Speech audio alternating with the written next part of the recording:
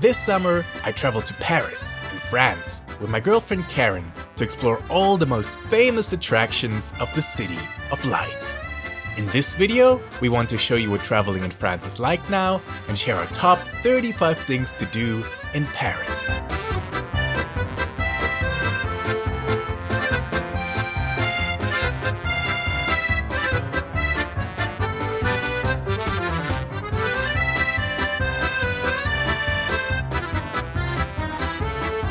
Bonjour and welcome to Paris. I'm Max Nomad. And I'm Karen. And over the next few days, we'll show you all the best things to do and all the best sites to visit in Paris. And of course, we'll start with a true highlight, and you can already see it right there behind us. This is the Arc de Triomphe. The Arc de Triomphe is a major symbol of French patriotism.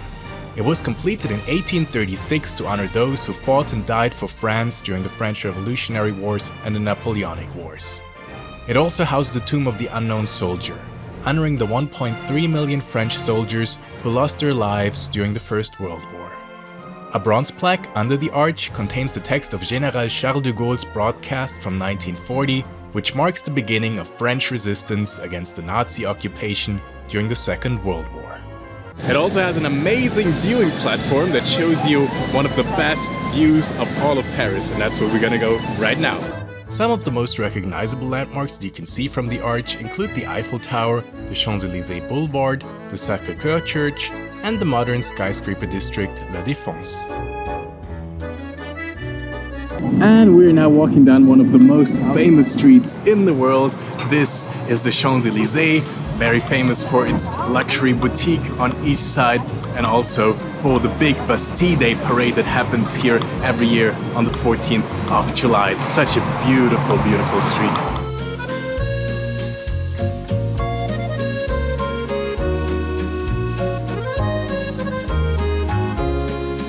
After exploring the Champs-Élysées for a while and taking a look at all the luxury shops, we crossed the street to get to a very famous cafe. And here we are at La Durée, which is one of the best places in Paris to have macarons, and we have them right here, the famous French pastries here, crisp on the outside with a soft filling in the middle. They are available in all kinds of different colors and different flavors, which makes it super nice to try them out. Here we have the spawn. It's a big macaron with fresh raspberry and rose cream. And over here we have a plaisir sucré, that is like a kind of chocolate cake. So let's try the first macaron. I'm gonna start with the classic chocolate one. It looks really, really good. Oh, just perfect. Wow, really nice. You can really feel the chocolate. There's lots of chocolate in the inside. It's crisp on the outside. It's a perfect macaron. I will try this one. Oh wow, look at this. It's like a burger. Yeah.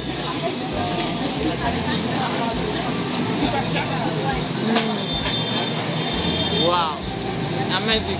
There is inside cream like vanilla and the raspberry. I like it a lot. After lunch, I headed inside the cafe to check out the beautiful Art Nouveau interior and to buy a few more macarons to take away. We took the metro to get to another Parisian luxury hotspot. Paris is the city of fashion and of shopping, and there's probably no better place to do it than here at the Galeries Lafayette, which is a super fancy department store. Founded in 1895, the Galeries Lafayette is one of the world's most iconic department stores. It is renowned for its stunning Art Nouveau style glass dome and offers a wide range of fashion brands, from ready-to-wear to haute couture. After finishing our shopping, we walked up the stairs to get to the famous rooftop of the store, which features excellent views of the Opéra Garnier and the skyline of Paris.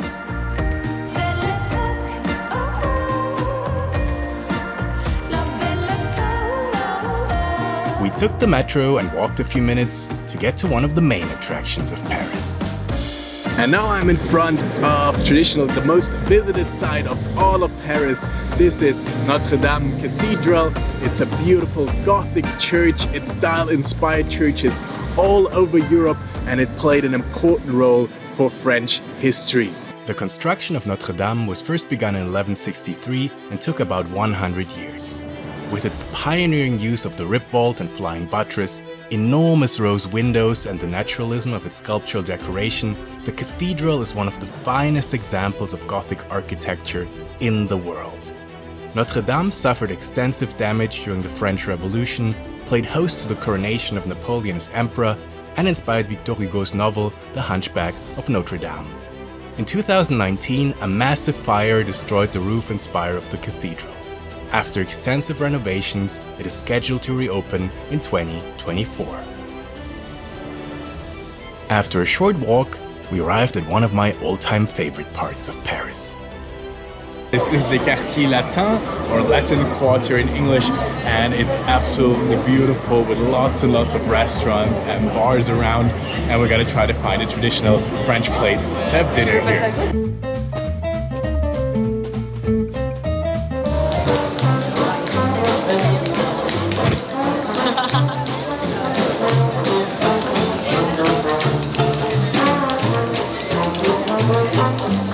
So now we're in a traditional French restaurant here in the Quartier Latin called Saint-Séverin, and it's a beautiful place, as you can see. And the first course that I got here is snails. There are 6 snails. They usually come with a garlic sauce, and they're one of the most traditional French dishes that you can have. So let's have the first snail. You take the snail like this, and then use this little special fork to pull it out of its shell. And there it is, there's the snail. Now, just eat it. And it tastes pretty good, like garlic. The consistency is a bit strange, it's a bit chewy. Obviously it's a snail, but it mostly just tastes like garlic and it tastes pretty good. I will try the snails too. Now. Oh wow. It's here. Let's go.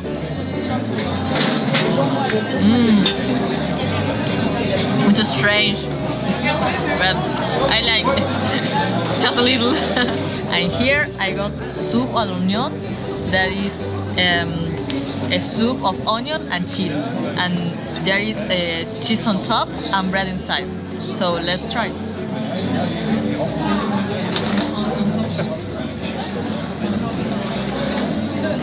Oh, delicious. And the second course arrived. This is another traditional French dish. This is bœuf bourguignon. So it's a beef stew with a red wine sauce. And it also has carrots and potatoes, and it looks really delicious. And I'm gonna get the beef. Ooh, that looks like a good first bite. Oh wow, I love it. It's really tender. You can taste the wine a little bit, and the different herbs in the sauce. Oh, it's so good. I choose a salmon with potatoes and vegetables. So let's go to try. It looks perfect. It's a little salty with a mix of sweet. I like it. The desserts finally arrived, and we got 2 traditional French desserts. The first one is crème brûlée. It's a cream dessert that has a layer of caramelized sugar on top, and you can break it with your spoon, and that's like the most fun part of eating it. And the other dessert, of course, is probably the most famous French dessert that exists. This is the mousse au chocolat, chocolate mousse, and it's absolutely delicious, I think. Let's try it. We're gonna start with the crème brûlée. So we're gonna crack the surface, and as you can see here, it gives you this nice fluffy dessert, and it has like the crisp layer of sugar on top. And it's amazing. It's one of my all-time favorites when it comes to dessert. So delicious.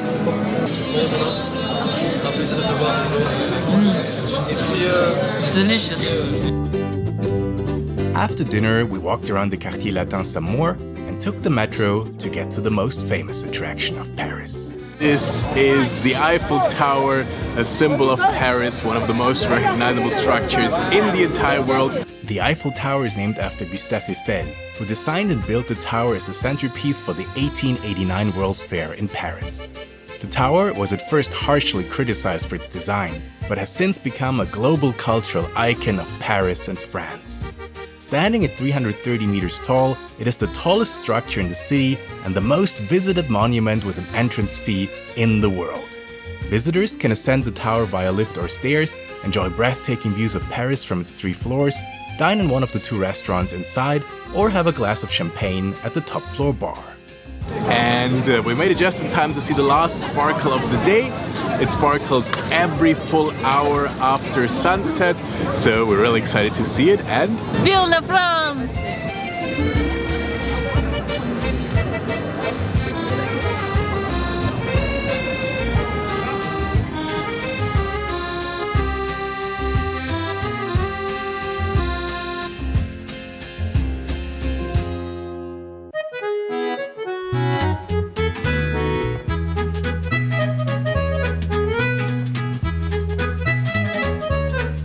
And today we start our day off here at one of the most legendary literary cafes of Paris. This is Le Deux Magots, and as you can see, they have lots of excellent pastries to choose from, and we're gonna pick a few now and have breakfast. Les Deux Magots was once a favorite hangout of artists and writers like Ernest Hemingway, Pablo Picasso, Albert Camus, and James Joyce. To this day, the cafe awards an annual literary prize called Prix des Deux Magots. So we picked a few of the delicious looking pastries from the big selection that they presented to us. This one is a tarte vanille, so it's a little vanilla cake basically from Pierre Hermé, which is a famous boulangerie, a bakery here. And then this one is éclair framboise, which is a raspberry eclair, and it looks really delicious, a bit like a work of art. Since it's the morning, we also got some coffee here. I'm gonna put it in. Here we go. And Karen got the specialty of the house. I got the deux mille.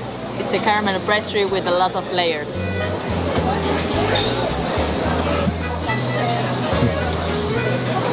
It's very, very sweet. I like it. I think that is my favorite pastry. And I will try these 2 pastries here. So first the little vanilla cake. Oh, it's actually softer than expected here.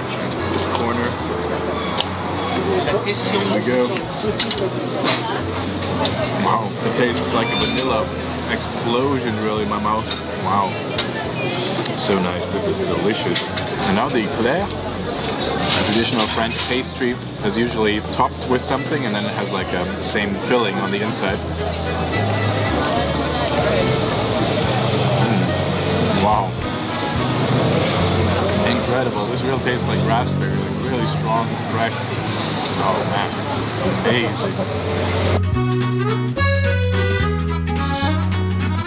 We took the metro, and then it was time to start our sightseeing. Today we start the day here! We are at the Louvre with the famous glass pyramid.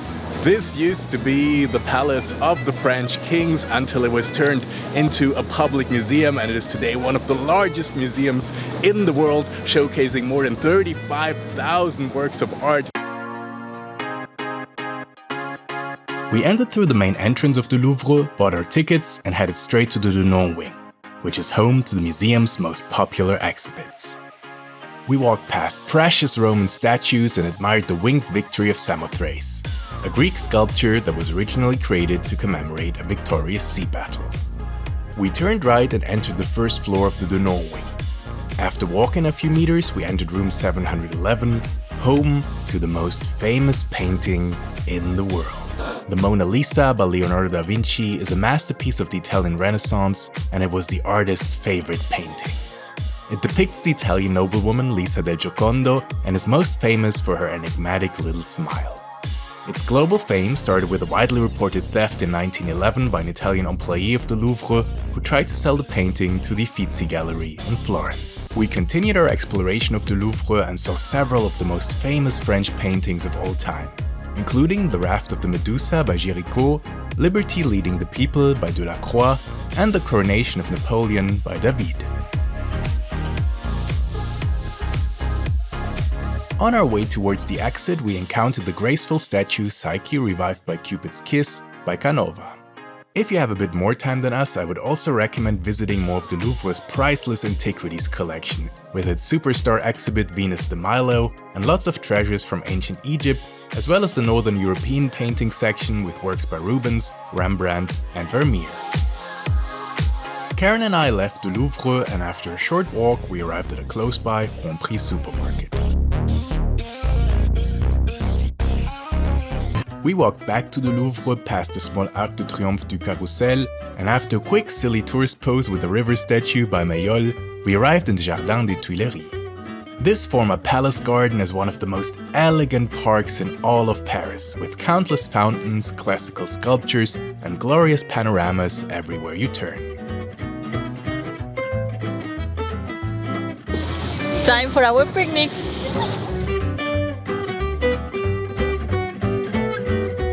Bon appétit!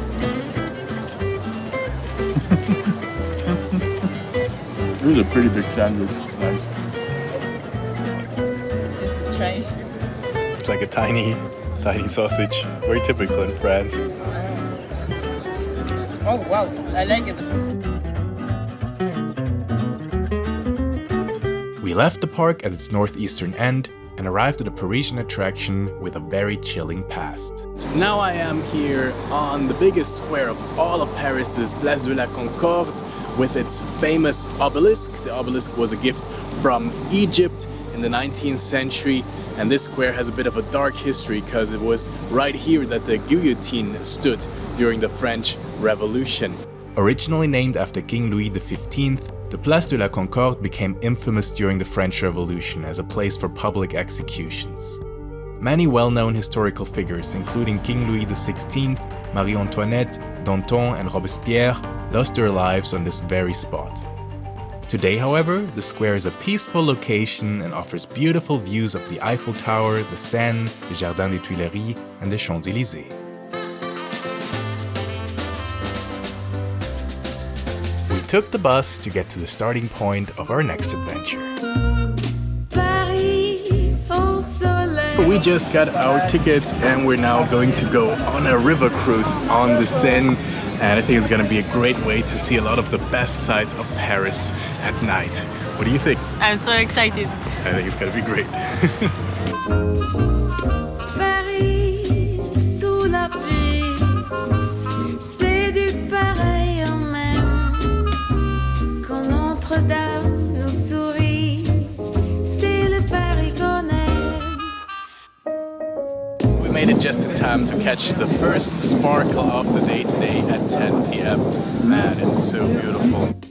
After the great start at the Eiffel Tower, the boat tour allowed us to see many Parisian sights from the water, including the Pont Alexandre III, the Musée d'Orsay, the Pont des Arts and the Académie Française, the Pont Neuf, Notre Dame, and the Conciergerie. C'est Paris toute la nuit, de Montmartre au quai de Seine. Je ne serais partie qu'au lever du soleil.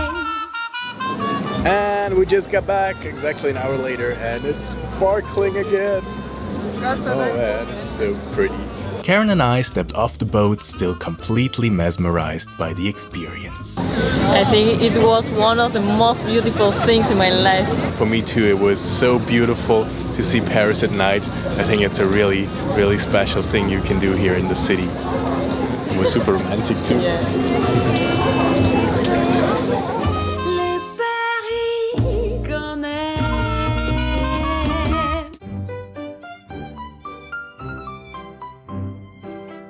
Today we're starting our day off at the most famous cabaret in the world. This is the Moulin Rouge, and if you ever wondered what Moulin Rouge means, it actually means red windmill. And I guess the decoration on the roof makes a lot of sense now. The Moulin Rouge opened in 1889 and soon became famous for its extravagant parties and dance performances. Immortalized in paintings by Toulouse-Lautrec and in the early 2000s movies starring Nicole Kidman, the cabaret still puts on dazzling shows 2 times a day, 7 days a week. And what kind of dance was this place most famous for? It's the birthplace of Cancan. And we'll show you how it's done. 1, 2, 3, now. It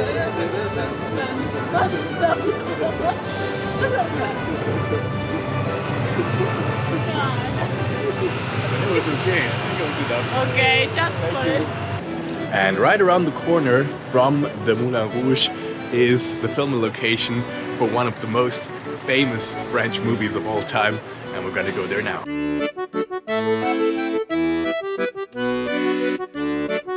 Can you recognize it? This is the cafe from the movie Amélie. This is where she works. It's the Deux Moulins. And I'm not sure if Amélie still works here, but we're gonna go inside now and have lunch.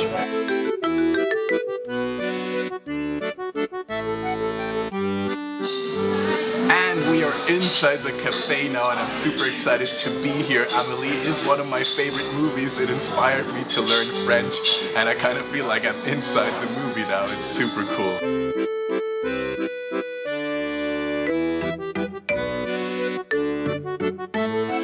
So we've ordered food and it just arrived, and I got the ballotine de volaille, which is, as you can see, roasted chicken. It looks really good. It has this sauce here, which is mustard sauce. I'm gonna pour it over it. Oh man, it looks amazing. I'm gonna take this bite here. Wow. Really good with the mustard and the different flavors. Really nice. And of course, we ordered the crème brûlée from the Amélie movie.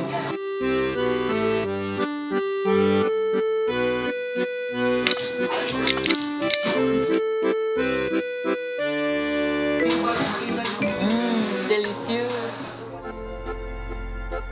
We left the cafe, and after a short walk through the beautiful neighborhood of Montmartre, we arrived at one of the most romantic attractions of Paris. We are now in front of the Mur des Je t'aime, or the Wall of the I Love Yous if you translate the name into English, and it's a beautiful piece of art that consists of 511 blue tiles, and it has I love you written on it in almost 250 different languages. And because it can be a little hard to find the I love you in the language that you need, we're gonna show you all the I love yous in the languages that we know right now. Te quiero, Spanish. Ich liebe dich, German. I love you, English. Ti voglio bene, Italian. Te amo, Spanish.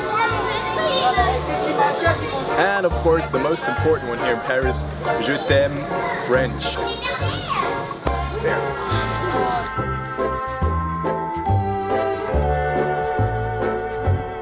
And we're now on the way to what is probably the main attraction of Montmartre, and we're gonna take the funicular up the hill to save a little bit of time.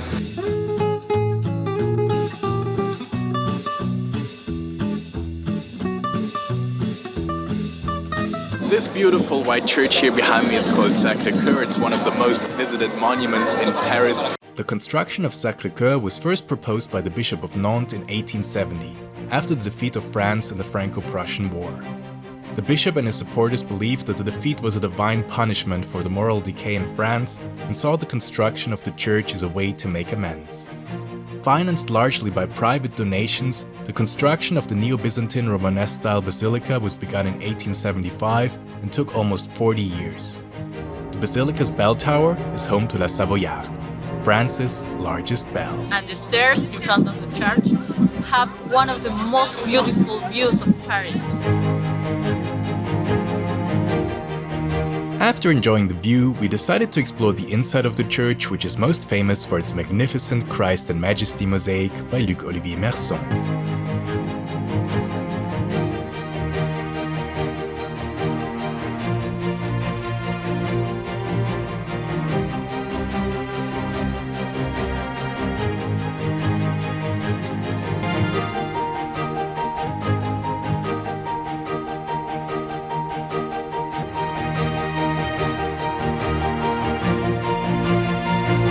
Descended all the way from the dome, walked a few meters to take a quick look at the Eiffel Tower, and then we arrived at one of the most picturesque spots of Montmartre. This is Place du Tertre. It's the traditional main square of Montmartre, and it's a reminder that a lot of famous artists used to live here. Artists like Salvador Dali and Pablo Picasso used to live in Montmartre. And on this square you still see artists painting and selling their paintings to tourists nowadays. And of course it also has lots and lots of restaurants.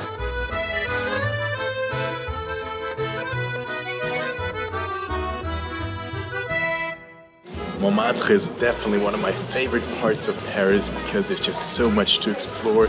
These streets are so picturesque and there's lots and lots of bars and restaurants around. It's a great place to just wander and get lost.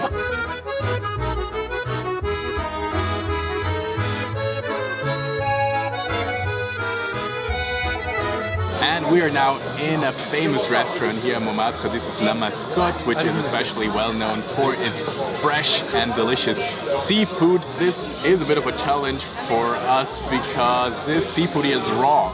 So it's served on ice, and there's some oysters too. I've never really tried oysters before. I'm a little nervous to see what they're gonna taste like. What do you think about this seafood feast? I'm scared. I got the easier option that is fish and chips. But you also have to try some of the seafood at least. Oh no!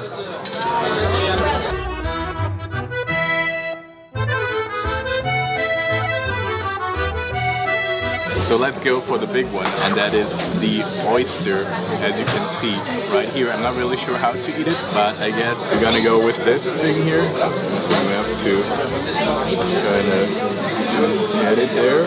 Man, I'm scared. This thing looks pretty alive still. Well, I guess the best way to eat it is to just suck it all out. So, 1, 2, 3. It tastes like ocean. It has a little bit of a fishy taste, very, very little.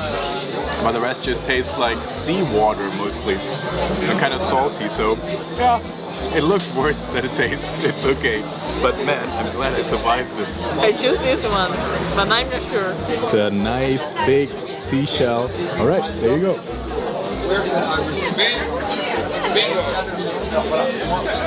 It's a little difficult.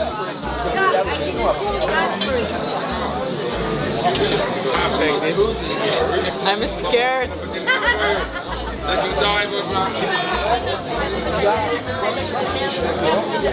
And what does it taste like?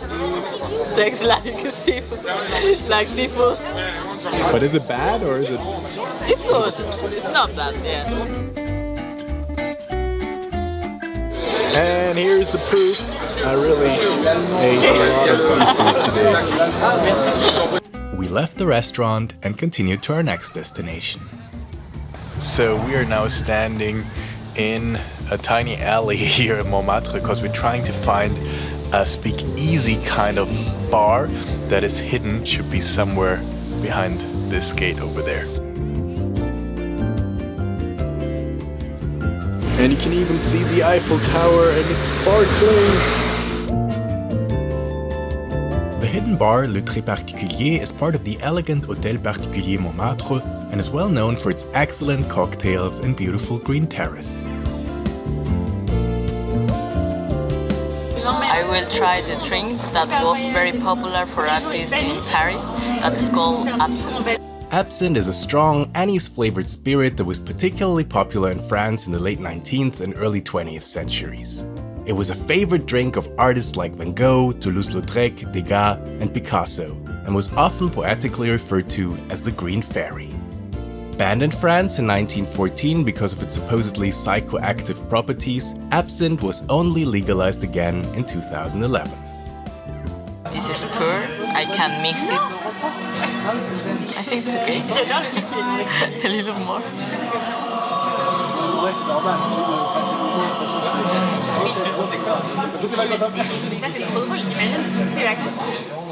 Oh, wow. It's very, very strong. It's really good, but very strong.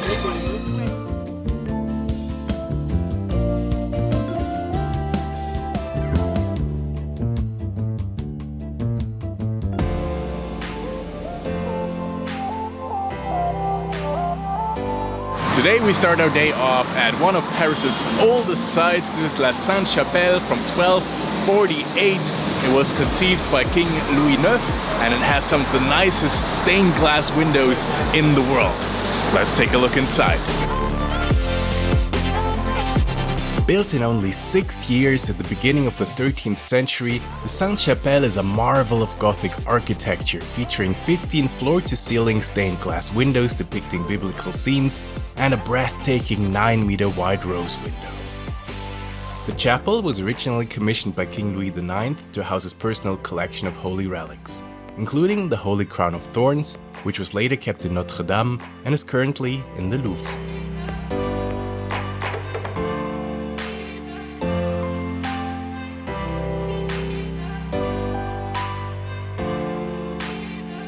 After finishing our visit to the upper chapel, we also took a quick look at the beautiful lower chapel, which was used by the king's servants.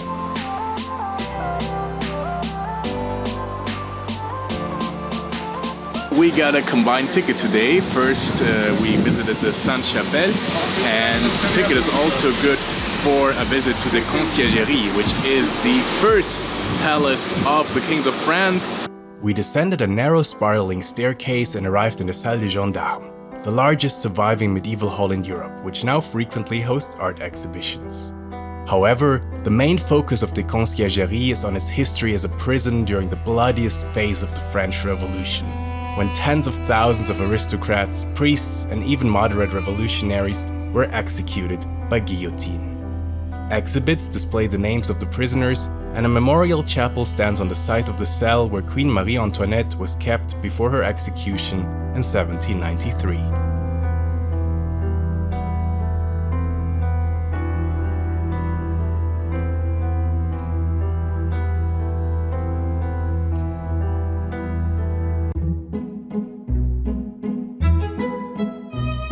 Wow, that was super interesting. If you're interested in the French Revolution, this is a perfect place to learn more about it. At the same time, it was a little bit depressing to see these old prison cells.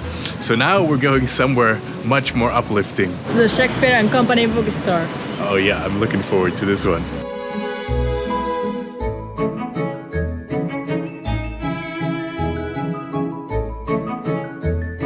And we made it, and we're now in front of the Shakespeare Company bookstore, a legendary place where Ernest Hemingway and Scott F. Fitzgerald used to buy their books during their time in Paris in the 1920s, and it's still a perfect place for all book lovers. Today's Shakespeare Company was opened in 1951 and is the successor of the original store founded by Sylvia Beach in 1919. It hosts regular writers' workshops and events, and even provides aspiring writers and artists with a free place to sleep in exchange for helping out around the bookstore.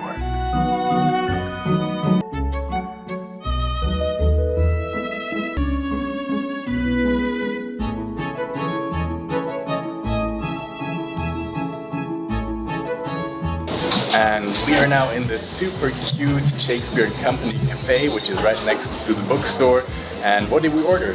I ordered quiche, coffee, and smoothie. And it looks absolutely delicious. The food looks great, and it's made for Instagram. Super pretty.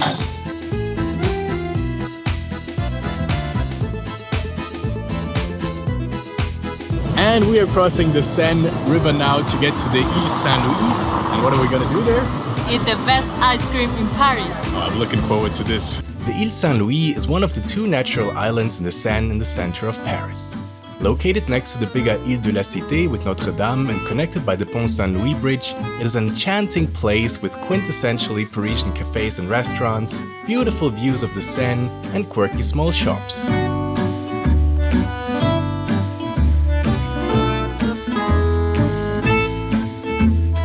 And we are now at Bertillon, which is a legendary ice cream maker here from Paris. It opened in 1954 and has been serving some of the best ice cream in Paris ever since. It's still run by the same family that founded the business back in the day, and it serves over 70 different flavors of ice cream with all natural ingredients. I choose salted caramel, chocolate, and whipped cream with a few meringue. I'm so happy. Delicious. So good. And I get this combination of flavors here, so there's 3 different flavors. We got the orange and chocolate, which I'm really excited about, the raspberry and rose flavored one, and vanilla with special spices. It's the 60 years anniversary edition of Bertillon. I think it's gonna be so good.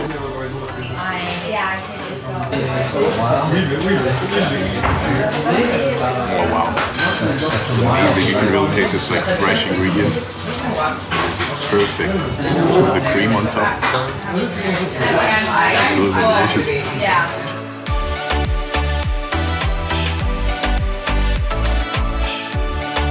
So we tried quite a few different flavors now. Which one was your favorite? Chocolate was the best one. Yeah, and I have to agree, like chocolate was by far the best flavor. So if you go to Bertillon, make sure to try the chocolate. It was outstanding. After a short walk, we arrived at our next destination. We're now in front of the Centre Pompidou, which opened in 1977. It is named after the French president Georges Pompidou, and it's a truly extravagant building. The idea is basically that it's an inside-out building, which means that utilitarian features such as staircases and air vents are placed on the outside of the building, thus freeing up exhibition space on the inside. The Musée National d'Art Moderne, housed inside the Centre Pompidou, has the largest collection of modern art in Europe. It showcases temporary exhibitions on the ground and top floor, as well as a permanent collection on the 4th and 5th floor that includes famous works like Picture with a Black Arch by Kandinsky, Portrait of the Journalist Sylvia von Harden by Dix, The Frame by Kahlo, Les Mariés de la Tour Eiffel by Chagall, Le Magasin de Ben by Ben, and Le Rhinocéros by Veillon. Karen and I were a bit too late for the museum that day, so we just took the escalator up to the 6th floor to enjoy the Centre Pompidou's great view of Paris.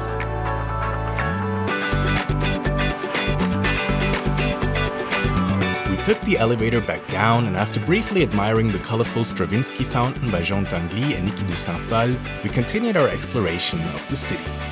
We're now in the Marais area, which is a great place for going out at night. There's lots and lots of bars. It's also the most gay-friendly area of Paris, and it's also the Jewish area.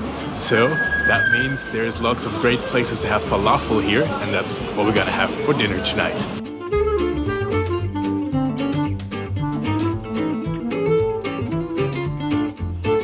And we're now at the most famous falafel place in the whole Marais. This is Las Falafel. Portions are huge and it looks absolutely delicious. I got the traditional falafel. And what did you get? I got a shawarma.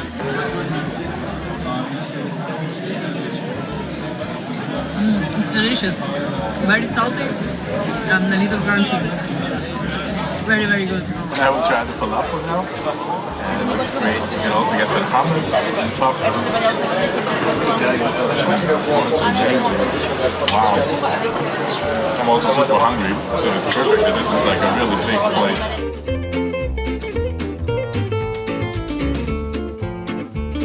After dinner, we walked around the Marais area some more and found a cute wine bar called La Belle Hortense.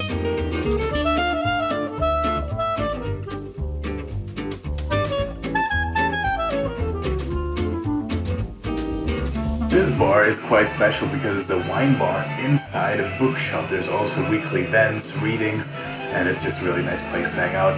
I get a Gaillac wine, which is a red wine, and it's organic. Almost all the wines here are organic, which is another thing that's really special about this bar.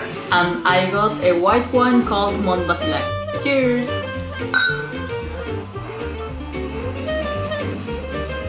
Very, very sweet.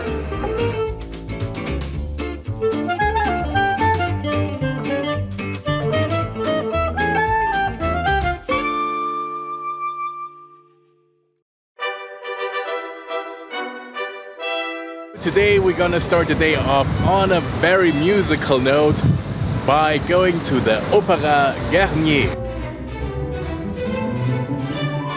One of the most iconic opera houses in the world, the Opéra Garnier was designed in an opulent architecture style called Napoleon III and inaugurated in 1875. it gained international fame through Gaston Leroux's novel Phantom of the Opera, which was later adapted into a successful musical and movie. Highlights of any visit include the grand staircase with its majestic balconies, the sumptuous grand foyer, and the horseshoe-shaped auditorium with a ceiling mural by Chagall that depicts scenes from 14 different operas.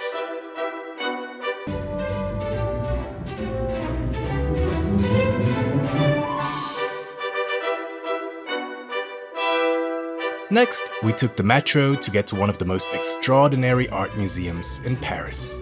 And we made it to the Musée d'Orsay, which is France's most important museum for art that was created between 1848 and 1914. So that means mostly Impressionist, Post-Impressionist, and Art Nouveau style. Located in a former railway station on the left bank of the Seine, the Musée d'Orsay is home to many of the world's most celebrated paintings. Examples include Manet's Luncheon on the Grass, Van Gogh's Starry Night over the Rhône, Monet's Water Lilies, Degas' The Ballet Class, Renoir's Dance at Le Moulin de la Galette, and Gauguin's Tahitian Women on the Beach. The museum also houses an impressive collection of sculptures and decorative arts exhibits.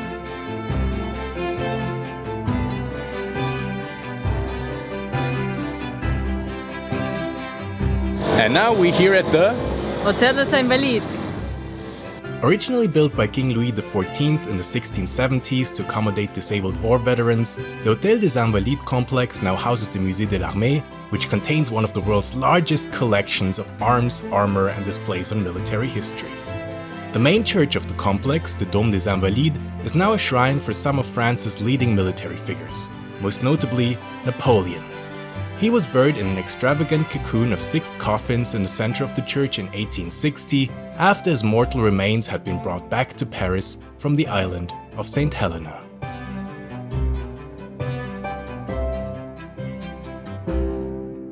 And now we're at the Musée du Quai Branly, which is one of the newest big museums of Paris. It was opened in 2006 to house a collection of indigenous and folk art from different continents. It has 4 different main sections: Africa, the Americas, Asia, and Oceania.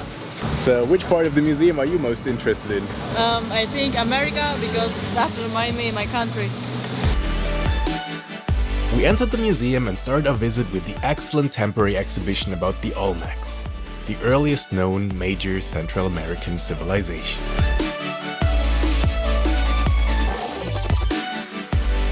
Then we explored the permanent exhibition of the museum that includes carvings, statues and masks from Oceania, clothes, textiles and jewelry from Asia, figurines, masks and sculptures from Africa, as well as totem poles, paintings and artifacts from North and South America.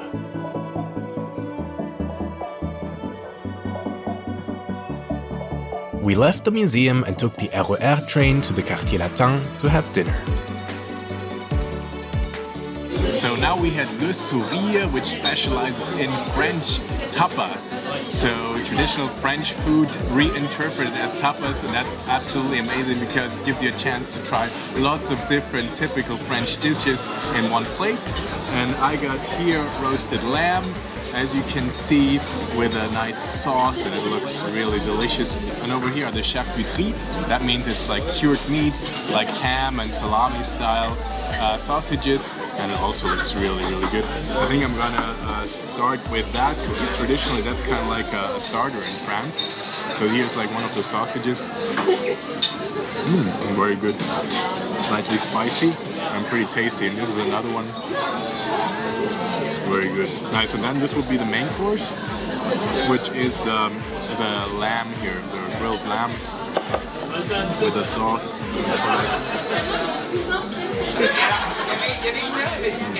Very good. I love the lamb. It has a garlic sauce. Really, really good. I got a mix of different cheeses and with the sauce. And here I got a roast piglet with honey and onion and a little of vegetables. I can put it with the sauce like this.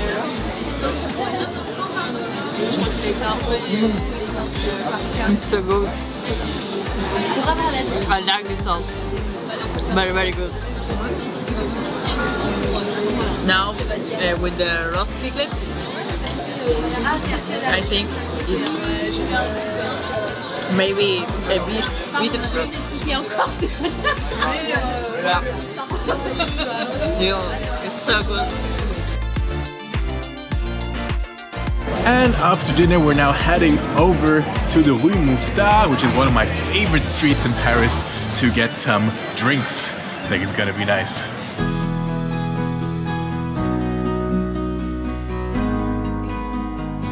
So the Rue Mouffetard is really an excellent spot to go out at night. So many bars and restaurants in the area.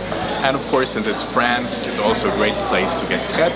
And this is crème Nutella, so chocolate crème. And it's absolutely delicious, I'm sure. Let me try it. So good.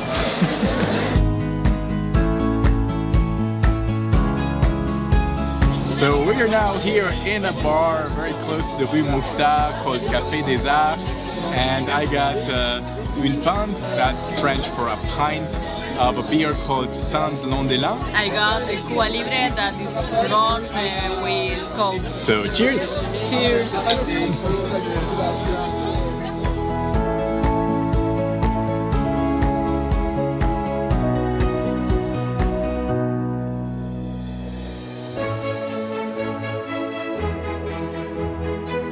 Good morning! So today we're doing something really special. We're gonna take a train a little bit outside of Paris to go to the Château de Versailles, the Palace of Versailles. I'm super excited. We took the metro, changed to the RER commuter train, and after about 1 hour, we arrived in Versailles. And we are now right in front of the entrance of the Château de Versailles. It is truly impressive. It was finished in 1682 and was the political center of France for a little over 100 years until the French Revolution in 1789. The Palace of Versailles is one of the most influential palaces ever built. It was home to Louis XIV, the Sun King, who successfully ruled France for over 70 years and created a system of government called absolute monarchy, in which the king holds supreme, unrestricted power. And the Palace of Versailles was known for its royal parties, and we are going to the party tonight as well.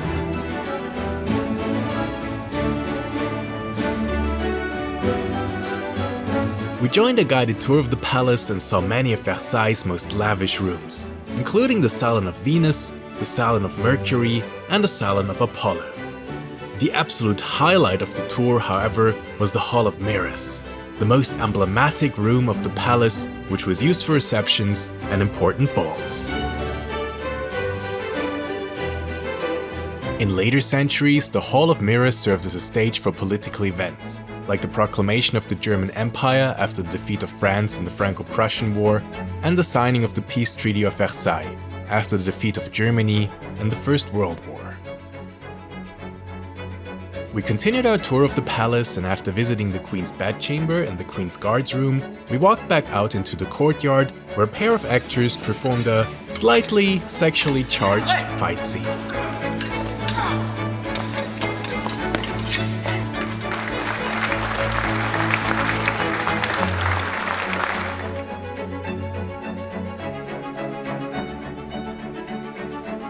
And tonight is a very special night at Versailles Palace because it's a Saturday night in summer, and that means it's time for the Grand Zone Nocturne, which is a special event where all the fountains in the park of Versailles Palace put on a spectacular show. So they'll be illuminating different lights, there's gonna be music. And a big firework at the end. And we're having a little picnic now here. We bought it at the park with some baguette and quiche.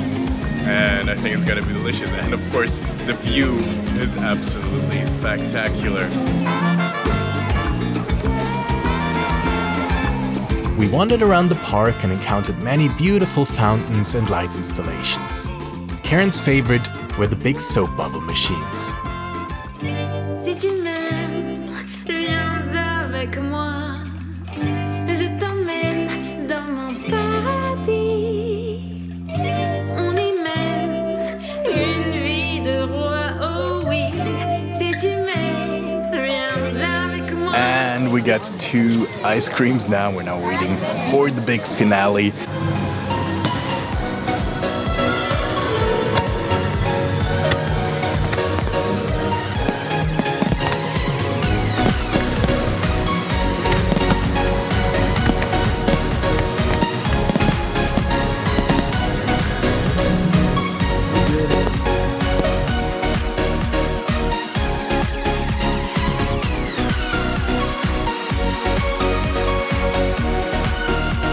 I hope you enjoyed our video about the best things to do in Paris. If you're also interested in the best places to eat here in the city, then please make sure to check out our epic food tour video right here, where we show you all the best restaurants and food options here in Paris.